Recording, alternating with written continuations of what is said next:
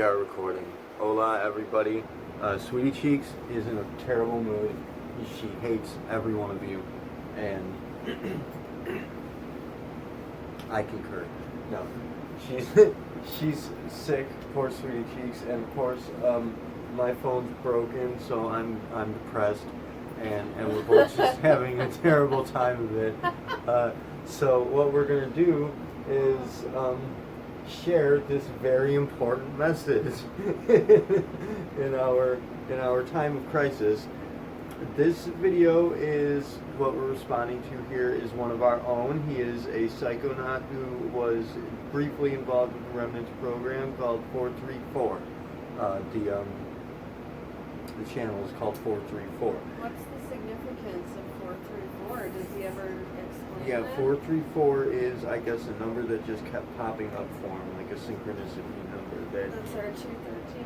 Yeah, he had like R213. Yeah, he kept popping up with this 434, and I guess it means something like love, joy, and hope, or something. He says, I don't remember. Aww. But it's just some significance to the numbers that, I mean, anybody who's a fan of the channel, you'll know what it is, and a lot of people are fans of this guy. But he has a video titled Interdimensional Warning to All Humans. Big flashing warning to all humans. And he claims, we're going to say he claims to speak to interdimensional aliens, which he refers to as machine elves. machine elves. Yeah, just like Terrence McKenna. He got that from Terrence McKenna. He's a DMT psychonaut. He's going to be using DMT a lot, probably cool. mushrooms and whatnot, but mainly dimethyltryptamine. And he communicates with the aliens, which we know these aliens exist. I like this guy. Yeah, the Remnants program is based on this. We initially formed the Remnants program with the idea that we wanted to build a team of psychonauts to go and explore the depths of this DMT world. And anybody who's done DMT, in case you haven't tried dimethyltryptamine, very few of you out there may not have encountered this substance. Technically, everyone has tried it because it's made in your brain. Yeah, also. it exists in everything, literally. And there's a reason for that we're going to get into later in soul mechanics. But for now, let's just inform you that dimethyltryptamine is in fact produced by all organic life, and it's produced in your brain. It's heavily involved in the processes, primarily during sleep, during REM state sleep of dreaming, and in the process, we know that it's involved in the process of dying. And anybody who hasn't tried dimethyltryptamine, it is not like any other psychedelic. It's not like anything else that you've ever tried. Salvia comes close in a kind of sort of way, but really there's nothing like it. It takes you to a completely different world altogether. You are not sedated or in any way tranquilized. You're not removed from your own identity, your persona. You're not interrupted in any way. Like, your faculties are not interrupted or disturbed. You are precisely the same person in precisely the same format, just in a completely different environment altogether. And this environment is entirely alien, and there are creatures there that we don't know what they are. Interdimensional is not the correct term to use. Obviously, we've been over this several times. Dimension does not refer to another world. Dimension. Reality? There are, yeah, that you could say another reality. There are 4 dimensions that make up time-space. Wherever this is, it's a different time-space.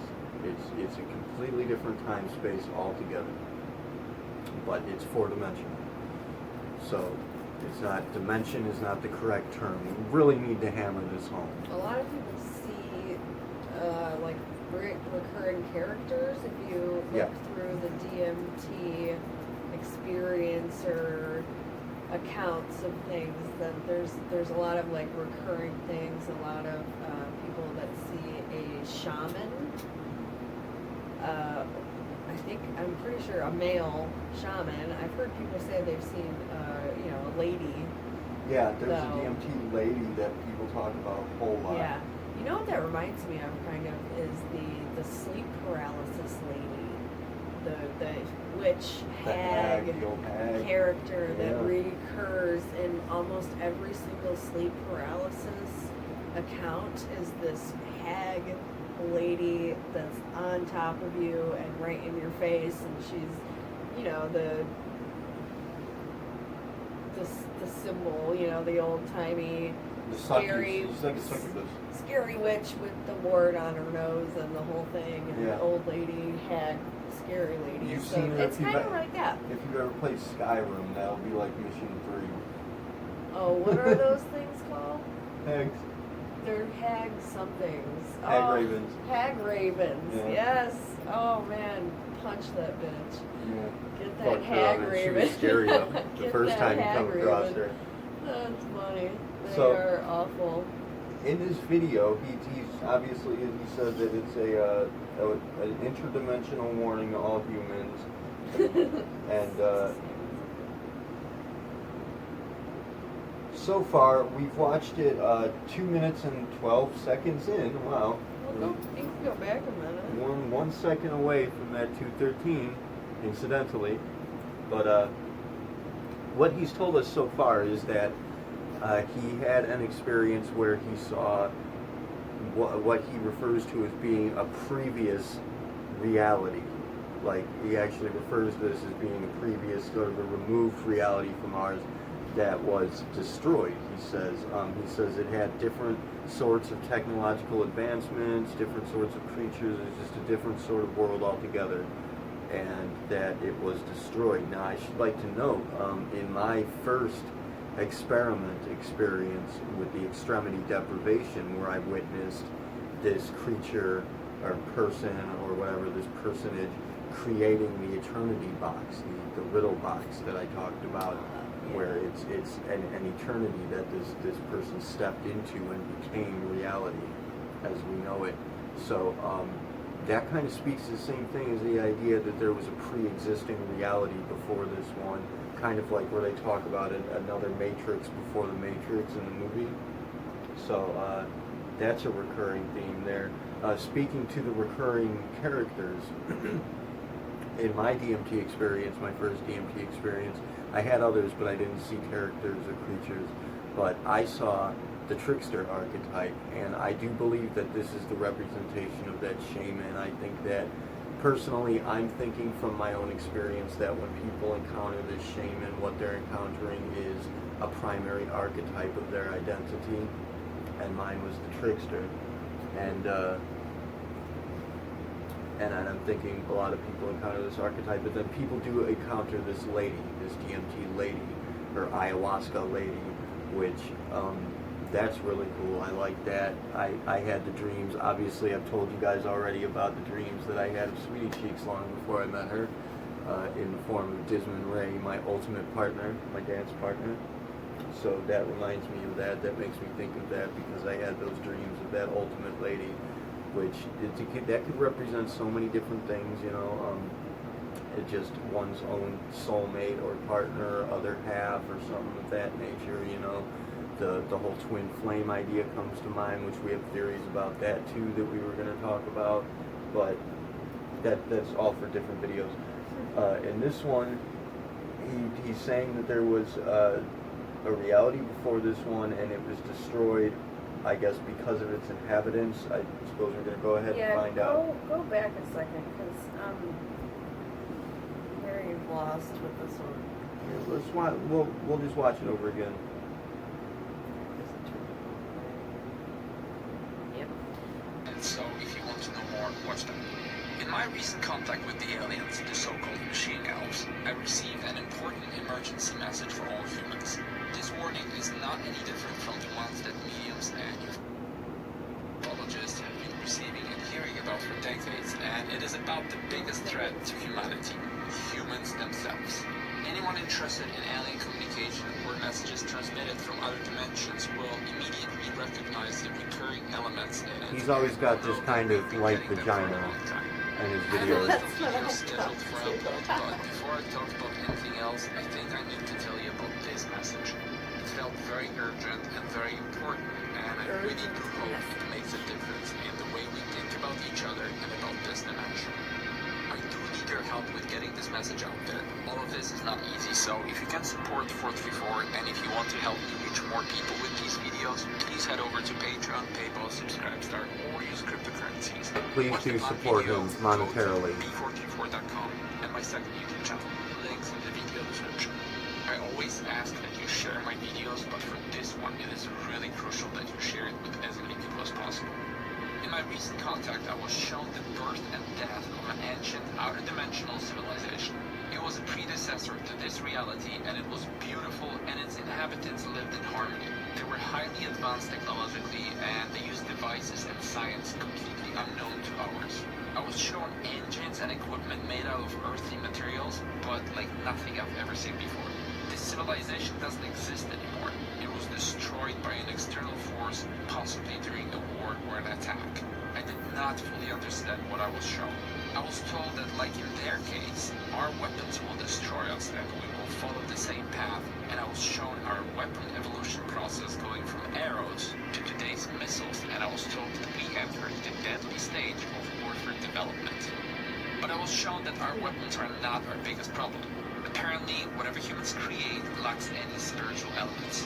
While in contact, I was looking at buildings outside my window, and I was told that the reason why everything is so dysfunctional in our reality, and why humans are so off the path, is because everything humans do is stripped of metaphysical aspects. Humans eliminated from their existence. Very interesting. So first he describes a civilization that was destroyed by its own technology,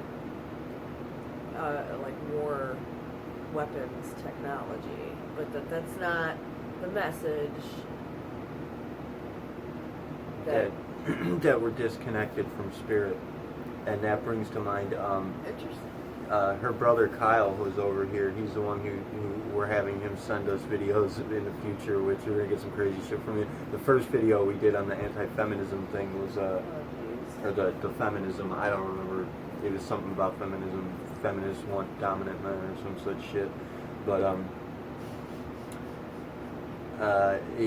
he was talking about having forged, he showed us a throwing knife that he had forged, and I was talking to him about how I had practiced forging too when I was younger, because my grandfather was a steelsmith and he had taught me how to forge steel, and you know, he was learning how to forge steel now and make weapons, and that just makes me think of that, is that what I said to him was, you know, it's not just a physical discipline, something that you practice and a good trade, skill to have and a good trade to learn, but you put your spirit into it, you put your essence into that when you forge a weapon. Like the first sword that I forged, I wish I still had it, you know, it was a piece of crap, but it had my energy in it, my essence. I put my, and you put your love, you put your hate, you put your intensity into that when you're doing something like that, and it's not just through the physical act of hammering it into there. It's the focus. It's the focus. Your It's mind. the concentration. You're it's the love. concentrating, you're focusing.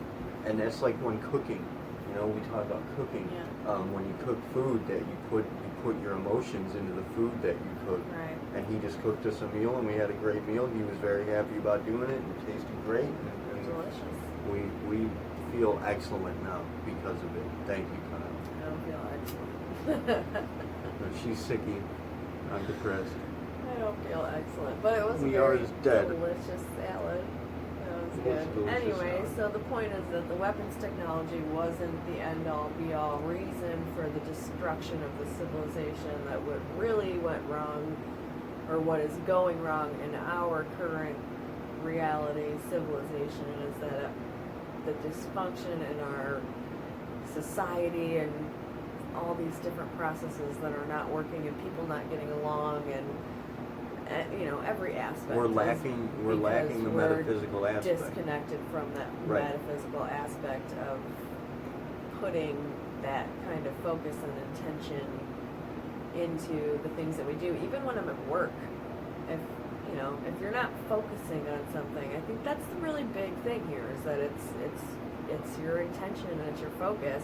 If you're not focusing on something, if you're just on autopilot, just doing whatever, I think that's not, you're not putting yourself into those things, but it can be food or weapons, things that you make with your hands, or tasks. When I focus on anything, when I focus on the tasks at hand, I get an unimaginable amount of appreciation from the people that I perform these tasks for, and it just kind of raises everything up to a different level when you really focus on what you're doing. Yeah, and it could be anything. It could be fucking sex, even. She poked me and I thought about sex. it could be sex that you know we're disconnected from the spirit of that. What I'm thinking here oh my is God, that, parenting, raising kids. yeah, you know, and this is something that, look, this speaks to the nature of we've spoken to like the concept of the machine god taking over, and that's precisely what's happening. Symbol of, yeah, that's a symbol of what's going on. It's the Terminator ideology where we're making this systemic world. I was trying to get in touch with somebody, one of my social workers earlier today, and I had to sit on the phone for 3 hours talking to machines, going in repeat loops, hearing the same messages over and over again, where they'd redirect me back to another line that would redirect me back to the same line, and just go over and over and over again in order to get through to somebody, because we're too fucking stupid and lazy to answer the telephone anymore. Like, seriously, we're working so hard to make all these automated services that's and part of the make automation. everything autonomic. Yeah, is even even a telephone call is being automated now. And the simplest thing is to answer a phone, and that needs to be automated. People are losing their jobs to machinery. I lost one of my favorite jobs. I loved that job. I lost it because they replaced our crew with fucking robots. Like, and we were putting our heart and soul into that job. It was machinery. It was running machinery. But I mean, we were putting ourselves into it. Machinery running the machinery. Right. And we're coming up with all these ways to automate things, but it's not just that. It's the conceptualization of the ideology we have in play, like the political standards that we're always speaking to, where we're dissecting our own languages and our own constructs and making all these illusory dynamics to it, like these gender profilings and all of that shit, where we're making up all this ridiculous, redundant terminology just to make everything autonomic and to make everything detached and less personable. You know, like, people think that they're becoming more personal by having these identification traits, for example, speaking directly to the gender identification, but they're not. They're detaching themselves from reality. That's absolutely what it is, in a way. I mean, it's not necessarily a bad thing, but in that way, most people, I don't want to say all, anything, or blanket statement anybody, but every one of you. I feel like the focus thing is that when you start compartmentalizing and giving yourself all these redundant little titles and definitions of things that you care so much what other people are going to refer to you and call you and that kind of stuff, is you're taking the focus out of getting to know somebody. So when you first meet, you have the checklist of who, what, where, when, and why, and then what should I call you, and what do you do? I heard somebody today make a joke that it's so funny on dating apps that liking The Office is now considered a personality trait. What do you mean, liking The Office? Like people take these, I mean, it's not a hobby watching The Office or whatever, but that it's a shortcut to this is who I am without digging below the surface. Liking to actually The Office, the know show? Yeah. Like liking the show, That The show's Office. awesome. It is awesome. It's great, but that's not a personality trait. It's like it's a thing that you appreciate, and it does give you some insight on the type of person. Yeah, you wouldn't and it think. give you. I mean, you wouldn't think somebody with a bad sense of humor is gonna like that show. So it doesn't remove all focus on knowing an individual, but it removes some of it, and the more this goes on, the more and more that people remove themselves from actually getting to know another person. Who gives a fuck what someone calls you or what they look at you as or what they, you know what I mean? All these little and terms. there It's comes like into play the nuance. you either know somebody or you don't. You get the nuance where you don't really get to know somebody. It's more like, well, you like this show, I like this show, we'll probably get along. Like, which is a good way. It's a good place to start. It's a good way to kind of identify with something. Maybe you have something in common that you like. I mean, you have to be able to relate to people. That's not, but it's not a bad thing by any means. It's just no one goes deeper than this most shallow checklist of what what you are. Like, you're more than just a list of different names and titles and definitions and identities, as they're so called. As ironic as it might seem for soul mechanics, we are in fact trying to avoid reducing ourselves to machinery. That's what we're doing essentially with the channel, is breaking apart the pieces and showing you how it operates in terms of values and principles in play. But the point is to show you that there is a person beneath, that there is a reality to who and what you are, and that the machinery of reality itself is something that, you're making use of. Like, you have this life, you own this life, you are the owner of this life, but you exist. You're a person with a real identity that matters, and that identity is dynamic. It's not right. Things change. People evolve. People like different things at different times in their life. People have all kinds of things that are constantly in flux, in and out throughout their entire lives. But then we give everybody this little checklist on, okay, now what, And people stick to it. People say, stick to your guns, remain who you like.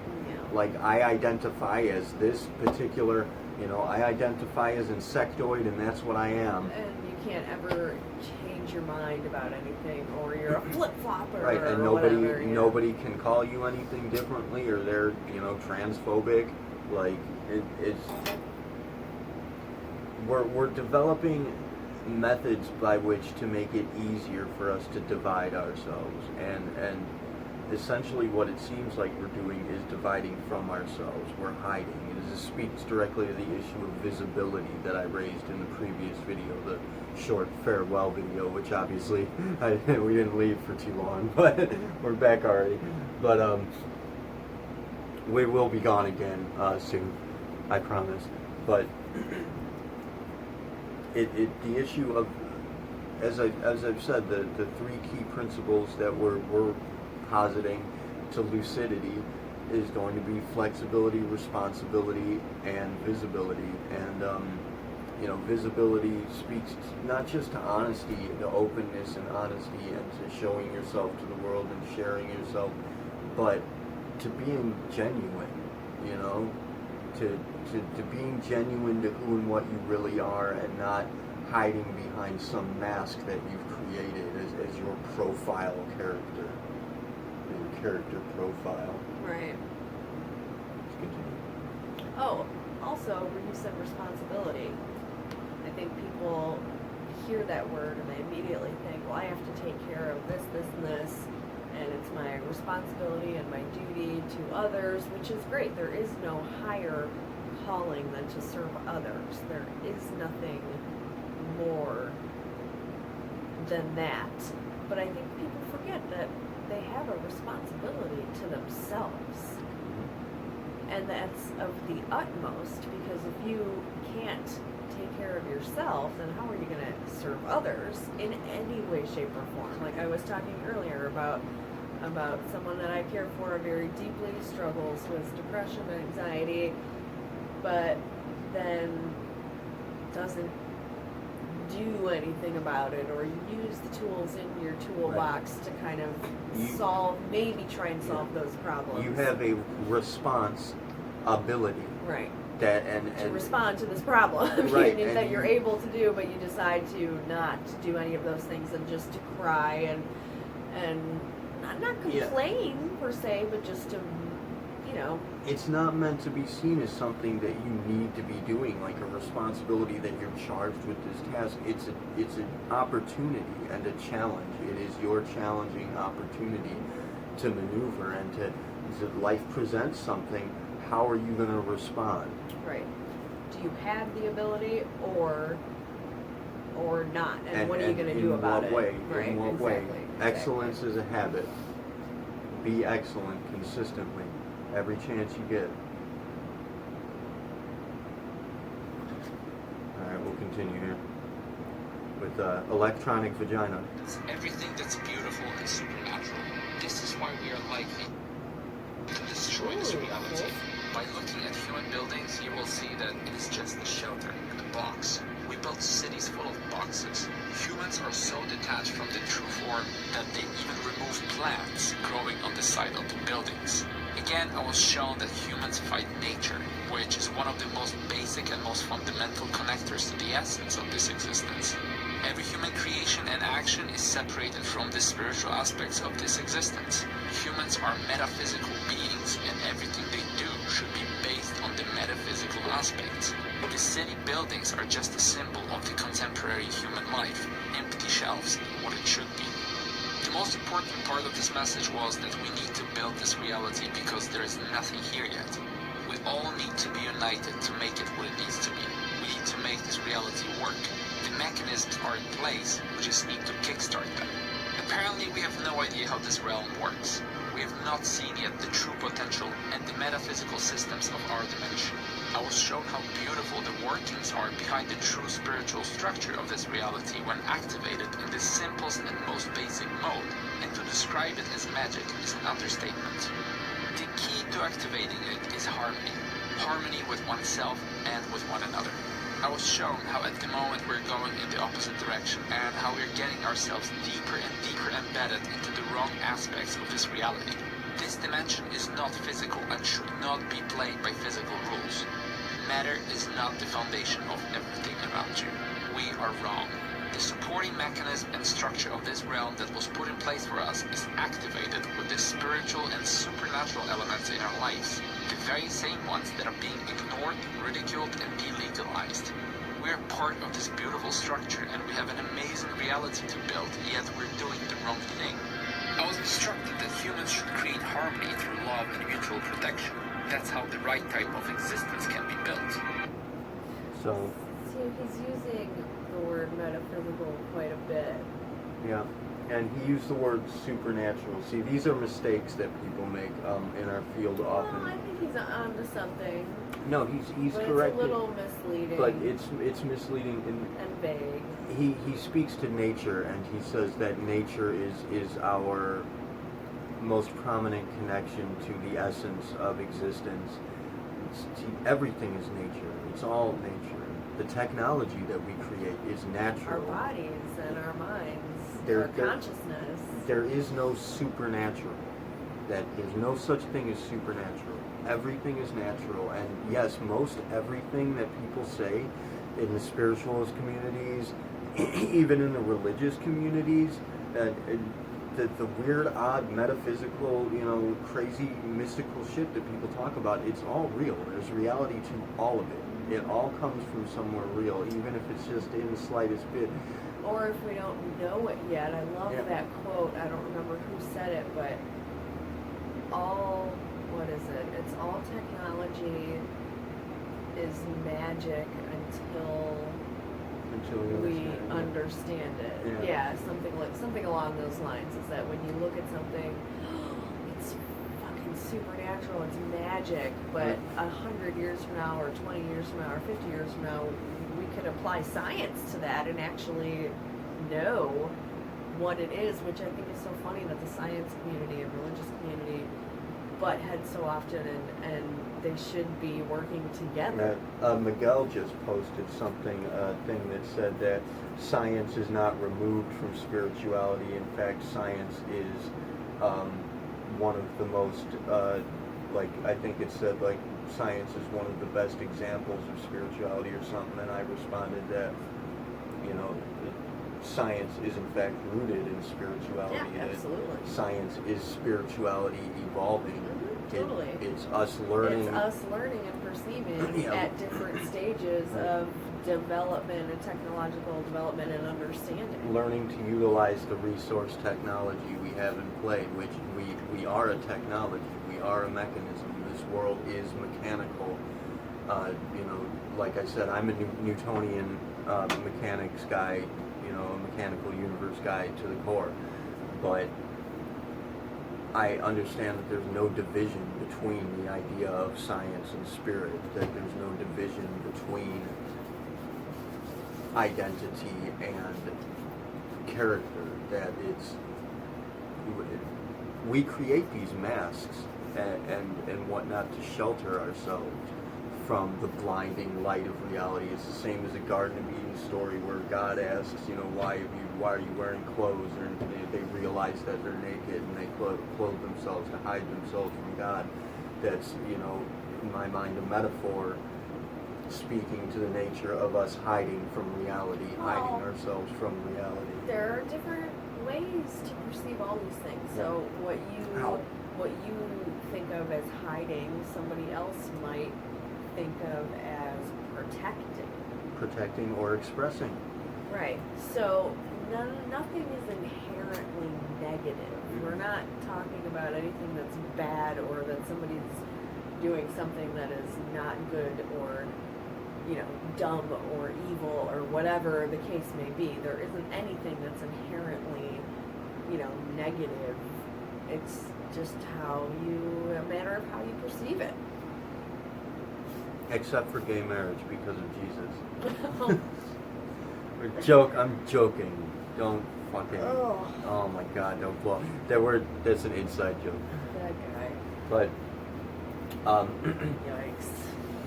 but we are playing this masquerade game, and essentially it's almost like we got lost in the way that I think of it when I think of like the concept of God and the existence of reality. It's like I feel like there's this illusion, this dream that we've gotten lost in, where it's like two lovers that are lost adrift and they're trying to reach each other, but there's this barrier between them, and sometimes you meet for a second, like the song Faith No More song,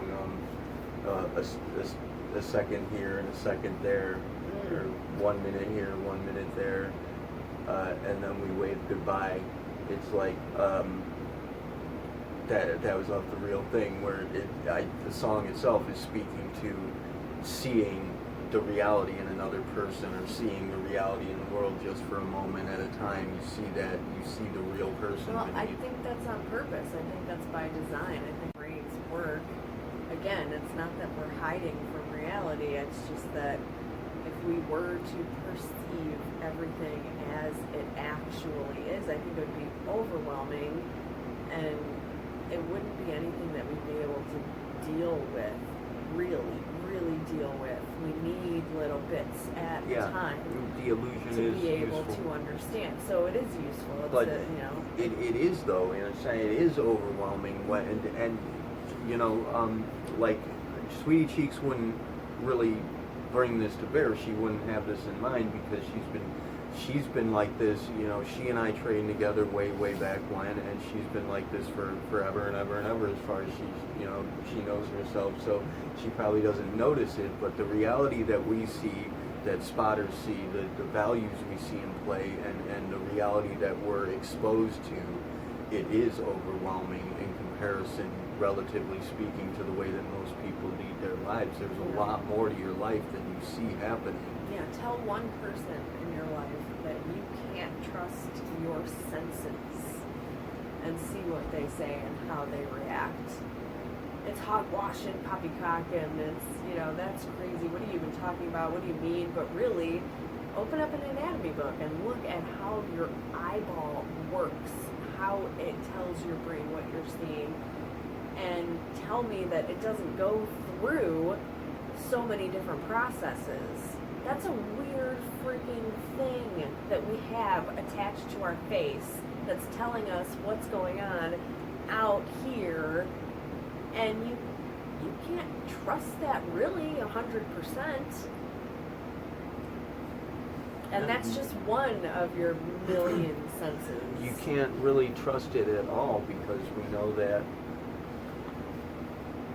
I mean, we know that reality creates itself on the spot for the individual observer. Yeah. We know that each person, we have in play what we term qualia, which qualia would be like, qualia would almost be kind of like the opposite of value, where value would speak to an objective reality. Qualia is essentially like, we both look at the floor and we see a certain color, you know, like I see red.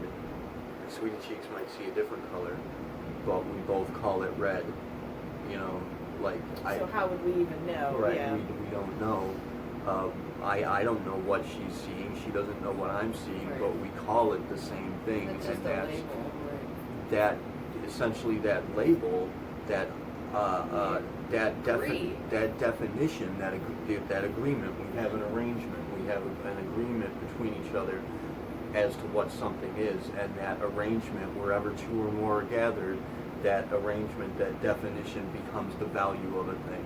And so, in essence, the value of the thing is actually the illusory factor. But even beyond that, it's illusory in another sense that when we look at whatever it is, the carpet or the floor, that we may agree on calling it red and we don't really know what each other is seeing, but what we are seeing, whether it's me, you, or both of us, is just light reflecting off whatever the fuck that is.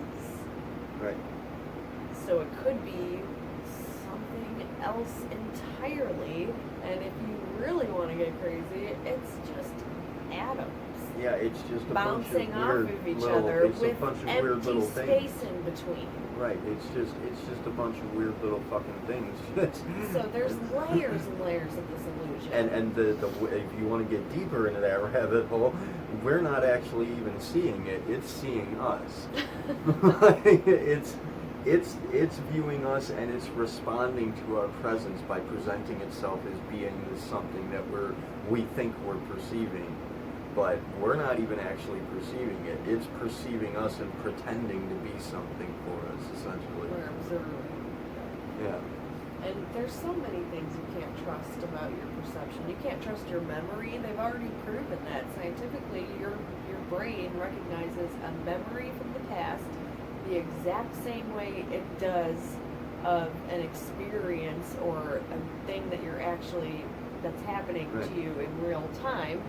There's that other study with people that reacted before they saw vision or images pop up on like a computer screen, whether they were positive or negative or traumatic or happy or whatever the case may be, is that their body knew, their brains knew a hundredth of a second before that image pops up what it's going Yep. to be already. And some people will say, well, they could say that hundredth of a, well, it's just a 1/100th of a second. It's just a fraction of a moment. It could be, your brain's just a little bit ahead of your perception, but that fraction of a second is forever.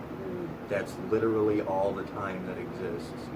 It's just boom, just forever, just happened. You missed it. You're missing it right now. You're losing the game. If you know you're playing the game, you're losing. So, alright. We're 40 minutes in here. I say we're going to clip this here for now, and we'll pick up. This one's an important one, and I really like this topic, so we'll pick up with this one. This guy's videos. I like them a lot. Yeah, we'll pick up on this one again next time, as soon as I get the upgraded Liara, because we won't. Sweetie Cheeks is sick, and I'm not going to be able to make it back here tomorrow, so we'll pick this up as soon as we can. But that essentially for now, as far as we can tell with the video, the message is that we are in fact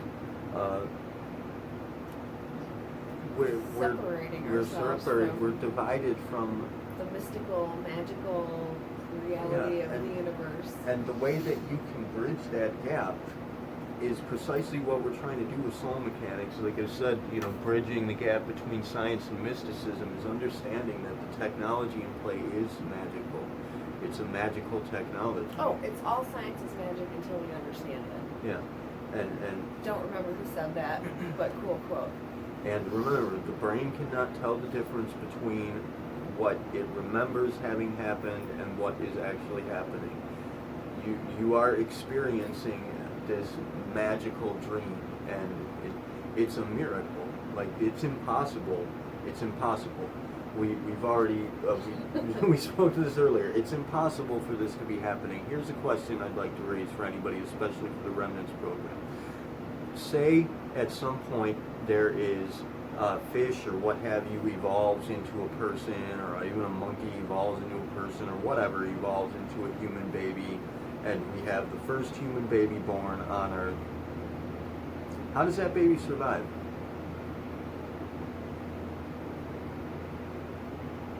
Does that baby hunt for food?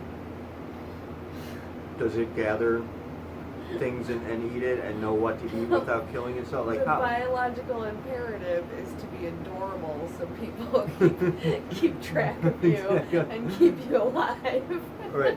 We have this this thing with the separation anxiety where it comes back to the brain interpreting your lack of a loved one like the perfect, like a withdrawal symptom. Yeah, perfect example. When I've lost girlfriends, when I've lost loves, when I lost my beautiful sweetie cheeks, I flipped out. And she's my best friend, but when I go through that separation anxiety, and then the last time it happened, well, the second last time it happened, it was particularly hurtful, and it was just like, it broke me. Like, your heart literally breaks, and you have this separation anxiety because your brain goes into a panic mode. It registers it the same as losing your parents from when you were a child. It recognizes your parents as being something that you require to survive. So go back to that first human baby. Dopamine too, I mean, those feelings that you get when you meet somebody, and it's very exciting, and there's blood pumping to different parts of people's bodies, and there's a real withdrawal factor to it. Your hormones spike, and then if they are removed from the situation, you go into a downward spiral of detoxing from all that dopamine. But go back to that first human baby though, and this is one of the this is actually going to be one of the visionary experiences I had through the experiments. Was I saw a vision of the first human born into the world in the chaos of the world, on the shores of, like, the rocky shores of this ocean that was just tsunamis and thunderstorms and shit, and just this terribly chaotic environment. And somehow this thing managed to survive, this person managed to survive. Go back to that and think about that, being abandoned in the world, that you're just the only living creature. All of us have this memory. It's in our DNA, it's in our genetics. Go back, there's eventually at some point there's going to be one of us. Or, they say there's going to be two of us. There has to be, right, because there's two sexes. But no, there has to be one of us at some point. And we all have that memory of being that one thing born into the world. So we don't even have to get into the metaphysical aspect of it, which again, for all intents and purposes, it's the same thing. Physics is nature, and science and mysticism are one. The idea of a God being born into the void and creating reality, the idea of one human entity being born into the world, into chaos, and into the wilderness of life and surviving. Like, we have that impression is built into us, that I guess you could call that this innate fear of being lost and alone, really, of being isolated. And it's like when Joe Rogan talked about the monsters. I love that one, where he said that our idea of monsters comes from when we were, you know, primitive beings, that we were in the caves, and there was animals out there, there were creatures out there, predatorial animals like saber-tooth tigers and shit out there with these glaring eyes out in the darkness waiting to get you, and you knew that these things were out there waiting to tear you to pieces, and that's where our concept of monsters comes from. And then these monsters, they exist as archetypes in our dreams, in the world of our dreams, which is, you know, similar to what people call an astral realm, which is similar to what 434 would explain as being this DMT world. You know, there are varying layers to our reality, but they're all the same thing. And there are differing concepts, views, perspectives to have on reality and what's happening and what it means, but that they are the same thing. They're all the same thing. They've always been the same thing. And it's like we're in this tragic love affair where we've somehow lost each other. These two aspects of ourselves, the matter and the soul, you could say, but they are the same. The matter is the soul. The world is your mind.